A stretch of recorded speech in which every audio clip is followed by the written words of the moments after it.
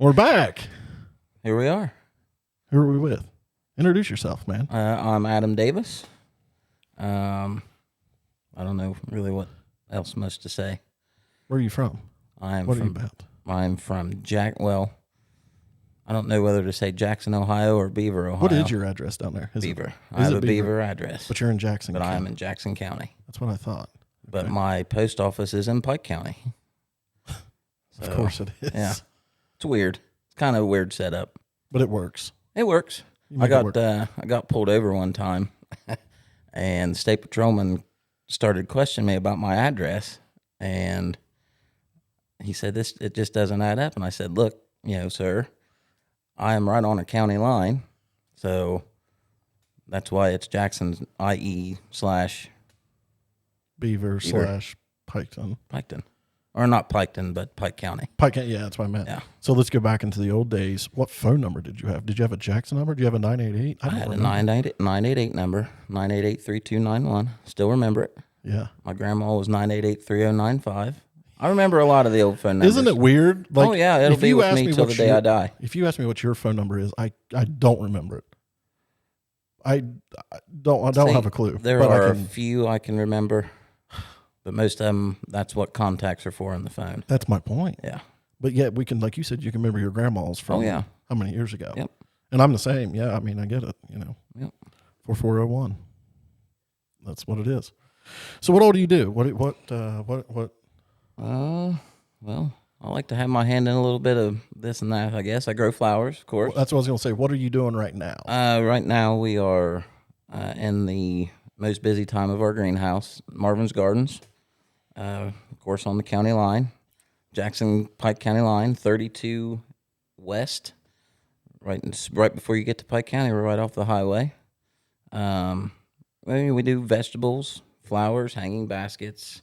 How many greenhouses are you up to? We have 6 of the standard size. I would say standard size ones. They're 30 by 100 feet. Okay. Then we have our big house, which is basically 4 of those put together into one. Into one big room, right? Close to 35,000 square feet under plastic. Not including everything that's outside of that. Right.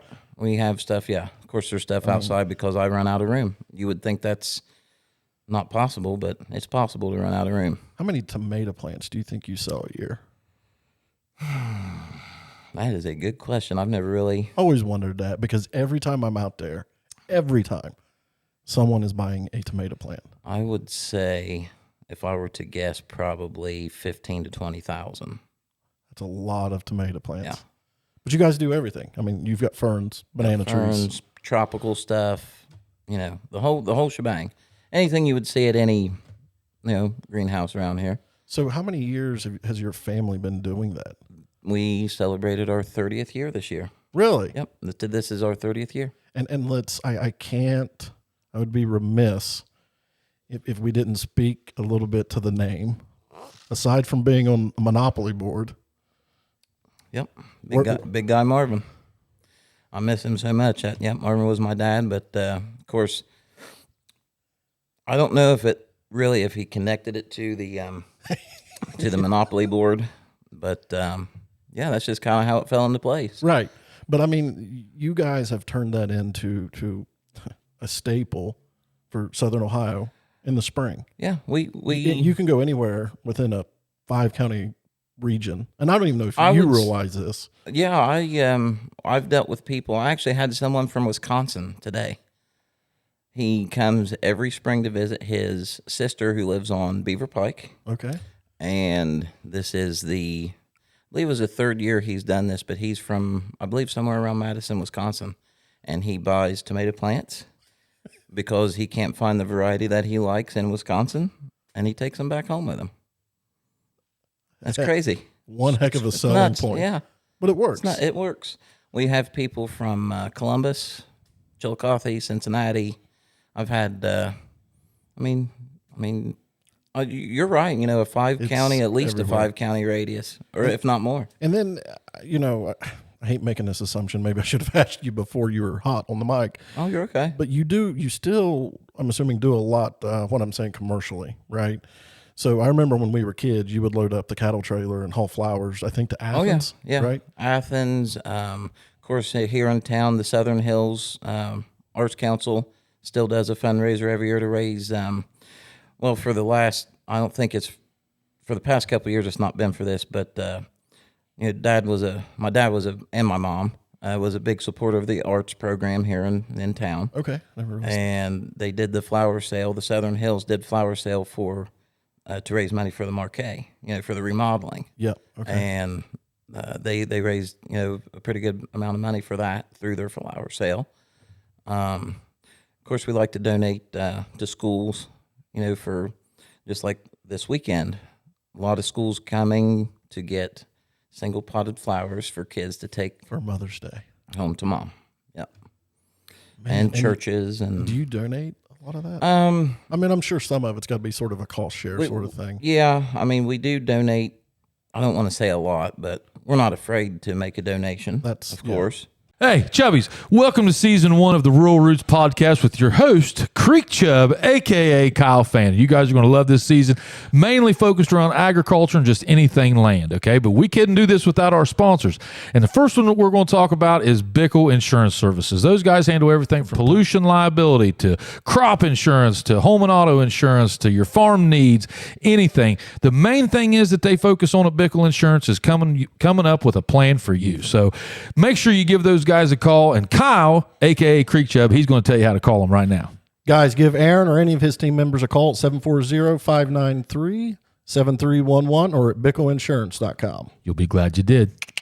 But we do definitely price breaks for that kind of stuff. Yeah, of course. Yeah.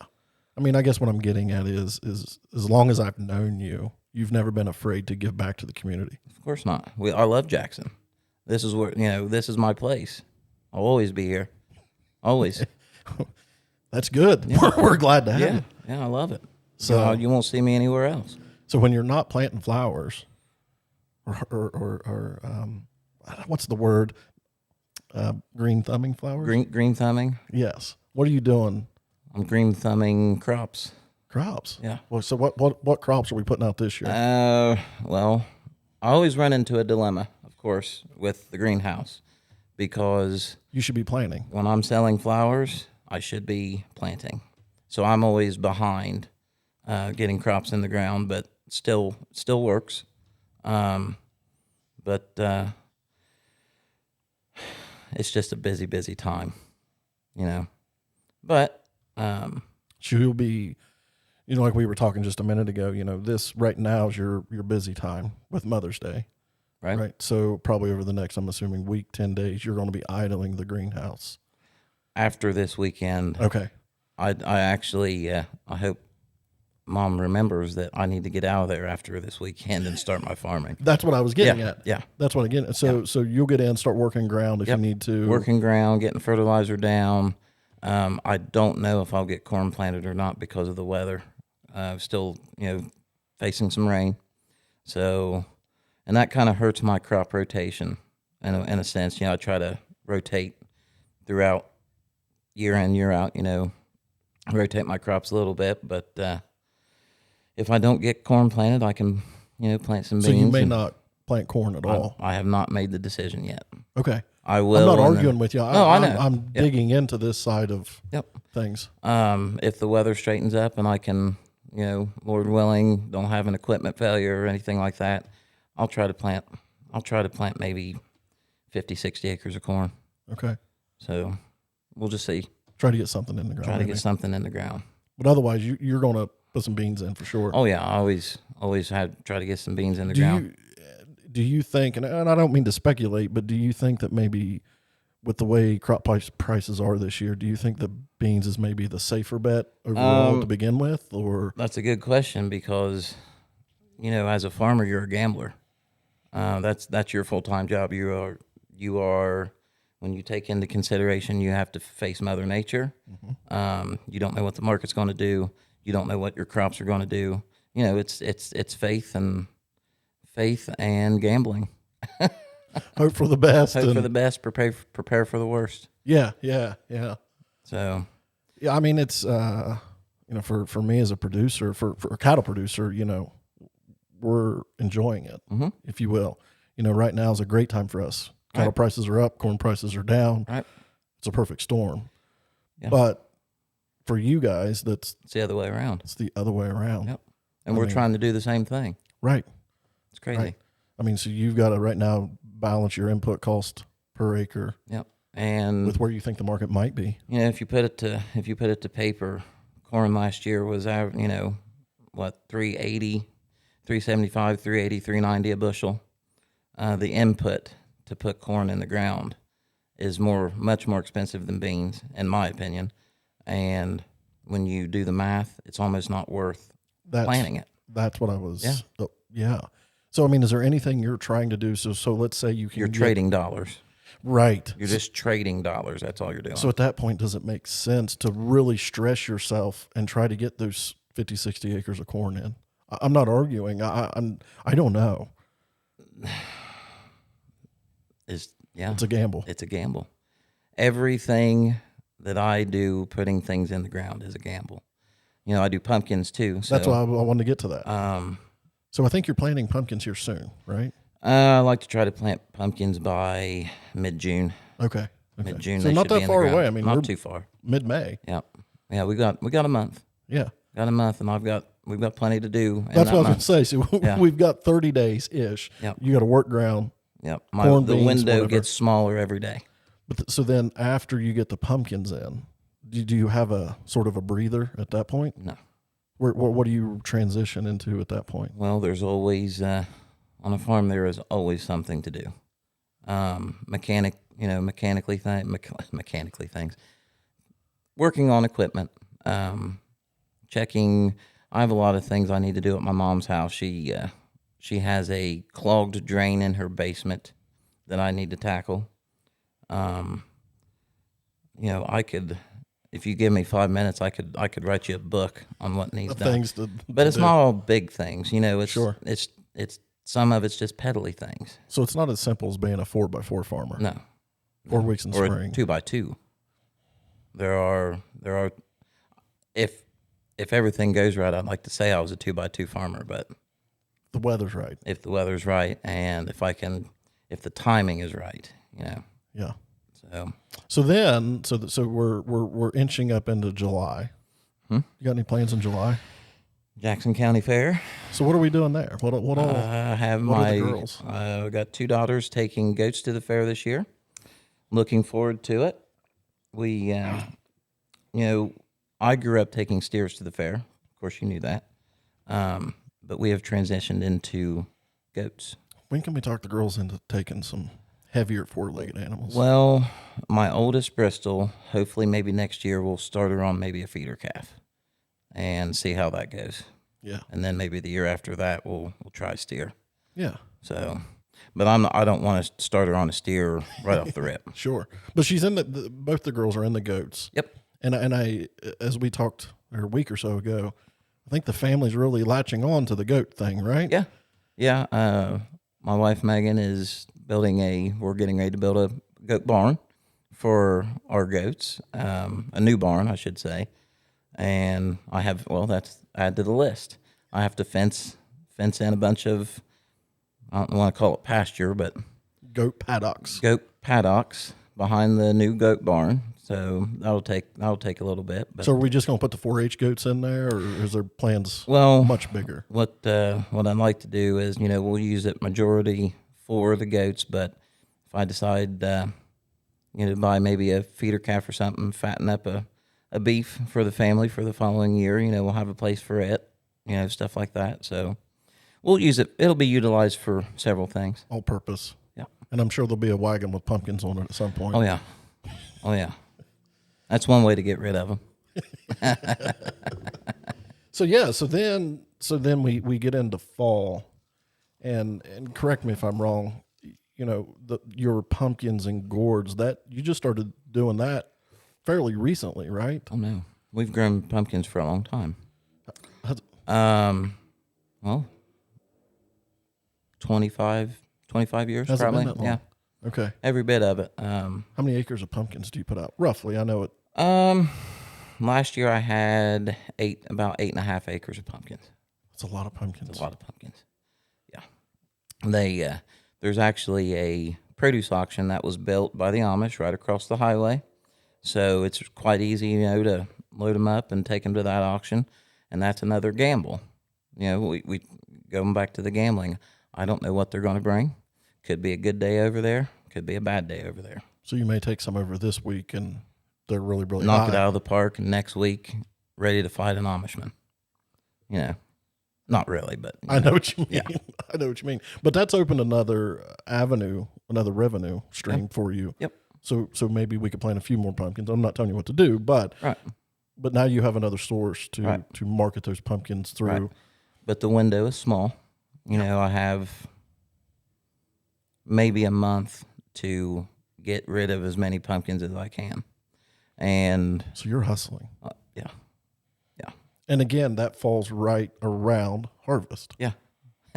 We quit picking pumpkins and I go straight to the combine. Yep. And get as much in as quick as you can in 30 days or whatever. Yeah. When you get pushed into a corner like that, Megan, she'll never admit it, but I know she gets aggravated sometimes when I can't be home, when I should be home, stuff like that. But we got to do what we got to do. Yeah, and I think sometimes we all, myself included, we take our wives for granted in that regard. Oh, absolutely. We see what needs to be done, and all they see is the farmer being gone. Yep. They don't understand, hey, I've got 10 more days to get pumpkins sold. And if you don't in that 10 days, your income is impacted tremendously. Yeah. And to that point, it's more than just Adam and Megan making a living off this farm. Is that fair? Yeah. So who all's involved in the farm? Hey, Rural Roots listeners, let's pay the bills by talking about some of our sponsors. And one of those sponsors is going to be R&C Packing. R&C Packing is proudly owned by Jamie and Amy Graham, and they've been in business since 1997. That's almost 30 years down there, and that's harvesting cattle and hogs. So if you guys need some good prime or some good choice beef, that is the place to go. And the reason I say prime and choice beef is because they are one of the only facilities in the area that offer USDA grading for beef carcasses. Hey, that's pretty important. Everybody goes to the grocery store. You look at your steaks. You look at your cuts. You want to make sure that they're good. Well, these guys down there at R&C Packing, they are certified to do that. They offer complete harvesting, and they also offer retail cuts. So, hey, if you've got your own beef and you want to take it down there and get it butchered, give those guys a call, and that's going to be 740-245-9440, or you can look them up at rcpacking.com. It's real easy, rcpacking.com or 740-245-9440. Let them take care of you. R&C Packing, located in Southern Ohio. You'll be glad you did. They've got some of the best seasonings you'll ever taste. They've got some of the best meat cutters that you've ever seen in your life. You will be completely happy with your butchered beef. I promise you, you'll be glad you did. Thank you, R&C Packing, for sponsoring Rural Roots Podcast. Well, of course, it's a family farm, but I also have two full-time employees, Gary and Pat Wills. Gary has been with us for over 40 years. Really? Yep. And Pat is his younger brother, and he's been with us for 10 years now. And then before that, he worked with us again, or prior to that, for about another 10 years. So if you put that together, he's been here 20 years. So you've got some good help, some good hands. Yeah, absolutely. Wouldn't trade them for the world. That's awesome. Yeah. They're good guys. In today's world, that is invaluable. Yeah. How do you put a dollar amount on that? You can't. I mean, you can't. In terms of being able to depend on someone to have your back, no matter what you need, because things can come up and you need someone now. And Adam, not to insult you, but you take that first gentleman you mentioned. He's been with your farm longer than you've been with your farm. Yeah, he's watched me grow up, and I've spent a lot of time in the tractor with him, with Gary. Whenever I was a kid, Dad would be in a tractor doing something, and if there wasn't room in the cab, I was in the tractor with Gary. And if I couldn't fit in Gary's tractor, if Dad had the room, I was in the tractor with Dad. Someone had room. Yeah, someone had room. So are the girls with you now? Do the girls show? They like riding with me, but it doesn't take long, and they're asleep. The tractor rides put them to sleep. They put me to sleep. Yeah, the Yes. just a steady little bounce, and you kind of just zone out. But Adam, brother, it's coming.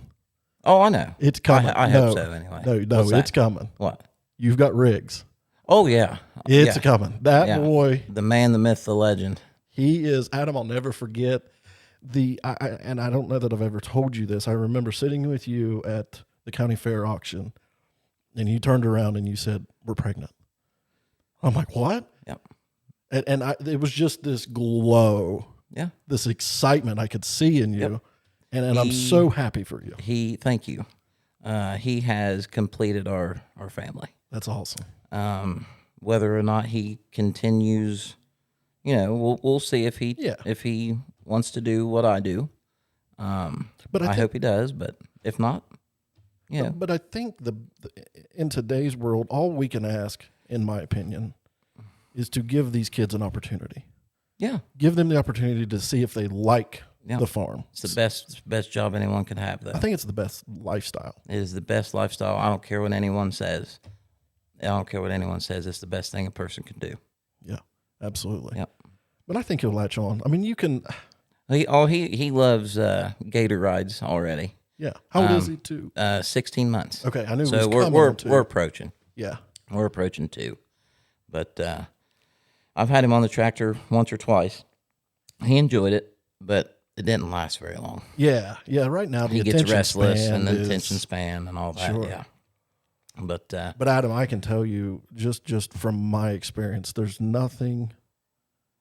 At least I can't think of anything any more enjoyable than jumping in a tractor for 7, 8, 10 hours a day with your kid. yeah, Packing a lunch, the conversations, and to some degree, I think maybe the cell phones and the tablets has made it a little easier to hold their attention. when my girls ride with me, they get off the phone.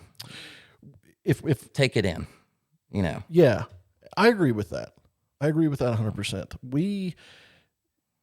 I did it because I knew I was going to be in the tractor for 8 hours. Yep. And I'm not trying to make any excuse. I'm No, not no, saying no. I'm right, but I get it. I value that. Yeah. So you're making the kids take it in. Yeah. Well, And if we're maybe gonna- you'll learn something. If I need your help one day, you'll kind of know what's going on. Well, Dad usually does this, Yeah. whatever this is. Yep. It's excellent. Because that's how I grew up. I didn't ask Dad questions, but I watched. Oh, I asked questions, of course, but Sure. I tried to imitate every move that he did, whether it's how he turned the steering wheel or how much throttle, which button to push for the combines, all that, And the sounds. and the sounds. Did you ever pay much attention to the sounds? The probably the most nostalgic sound that I could think of growing up was the unloading auger of the combine. There's a certain rhythm to it, or it's just a certain sound that there's none like it. So is that the same rhythm you're looking for Yeah. to this day? Yeah. And that's another thing I learned from Dad. Growing up, he said it's not all about watching. Whenever you're running this stuff, it's also about listening. You have to listen, because he never listened to the radio. Or if he did, it would be barely turned up. So because you need to listen. You have to listen to it just as well as watch it. There's a cadence to that engine RPM. Yeah. There's a cadence to everything. Yep. And once you do it so long, it's second nature. Mm-hmm. It becomes second nature. Yeah, absolutely. So What are some of the challenges you're seeing? Not just today necessarily, but in this stage of life, living on the farm. I mean, because you guys, hats off to you. You're one of the few in our generation that are living solely off the farm. yeah. What are some of those challenges you're seeing right now, and maybe how can we work through those? Probably the main thing that I'm concerned about is young farmers. There are less and less young farmers. Seems like all the time. So once we get 20 years down the road, who's gonna farm? How do you think we can combat that? Ooh, that's a good question. And I don't know that there is a right answer. I certainly don't have it. I think, well, take say there's a young man that just graduated high school, and decided he wanted to become a farmer. There are no banks that I can think of in this entire country that would loan a young man enough money to even get started farming. Hey guys, let's talk about one of our sponsors. We couldn't do it without them, and that sponsor is Lazy Creek Meats. We all know Lazy Creek Meats. It's owned and operated by the Fannin family, and they've been raising cattle in South Central Ohio since 1950. They are now on their fourth generation of farmers since 1950. They continue to preserve their mission, and that is to produce high-quality beef the way nature intended, without all that subtherapeutic antibiotics and without all the growth hormones. They pride themselves in being stewards of the land and giving every effort in maintaining a sustainable farm operation. They don't use herbicides or pesticides on any of their grasslands, and they utilize rotational grazing along with other best forage management practices. And that helps them optimize their hay and forage production as feedstock for their animals. All of their cattle are fed a diet of free choice grass or forage with all natural supplements of corn, soybean, vitamins, and minerals to produce quality product while maintaining the superior health of the animal. From conception to consumption, their vision is to feed the family and the customers quality beef for generations to come. Guys, look them up on their Facebook. They're all over social media. They take very well care of their farm and their animals. If you go out by their place, you'll see it's neat as a pin. And that's important stuff whenever you're consuming beef or whenever you're looking to consume beef. You want to see what kind of food that beef is eating. And I promise you, you cannot do any better than what the Fannins are doing out there with Lazy Creek Meats. So get on their Facebook page. You can order right there from it. I believe you can on Instagram too. But just shoot them a message if you've got questions. They're constantly sharing recipes and ways to cook and different things. And for all you chubbies out there that are listening, if you saw that cow tongue that we fixed here a few weeks ago, that came from Lazy Creek Meats, and I'm telling you, it was delicious. So give those guys a call or look them up on their Facebook page at lazycreekmeats.com. So, of course, I think that's an issue. Wow, I never really. I mean, I've thought about it, but Well, the idea come to me from Nate. yeah, Nate and I were talking, and that's what he said. He said, no one wants to work 40, 50 hours a week in town and come home and take care of 12 head of cattle. right, Or 50 acres of corn. Right. No one wants to do that anymore. right, And the one thing that really resonated with me is when he said, that in and of itself, I think, is what's going to save this country's farm ground. yeah, Is somehow, how do we get back to working a full-time job and being okay with running 10, 15 head of cattle or whatever, a small crop or whatever that may be? I don't know what happened, but I just don't think people want to put in that extra effort anymore. I would agree. I'm not bashing anyone by saying that, but you see it more and more every day. No one wants to, everyone's hiring. No one can get good help. No one wants to work. I mean, I don't mean that in a, I'm not pointing fingers or right. But you see it every day.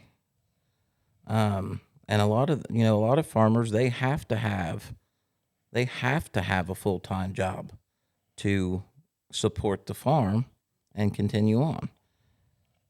Luckily for me, that's the greenhouse for me. Well, and that's what I've always, I can remember out of high school, out of college, when you were really getting engaged with it is when it really set in with me that's like, hey, Adam's making it.